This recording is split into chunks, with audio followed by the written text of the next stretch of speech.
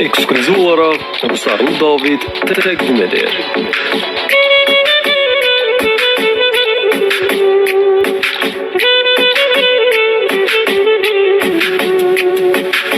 Yine ruhum geceler yatmaz, o seni terk edemez atmaz. Getirem her defa yanından, çok uzaksan sana çatmaz. Sen bana göyler kimi lazımsan, lazımsan, lazımsan. Axı mənim el çatmayan arzumsan, arzumsan, arzumsan.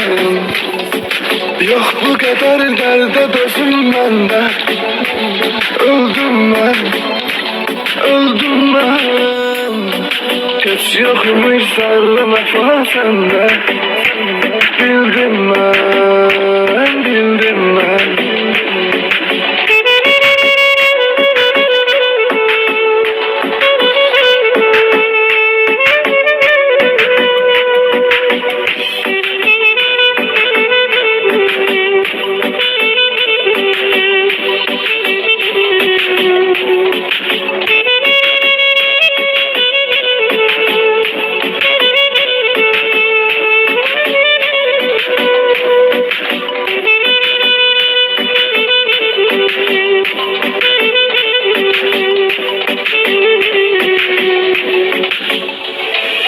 Qədrini bilmədin mənim, qədrini bilməsinlər heç. Dərdimi bölmədin mənim, dərdini bölməsinlər heç. Sən ki mənim ümidlərimi, hisslərimi yetdin ədək. Sevdiyin insan da sənin sevgi və verməsin dəyər.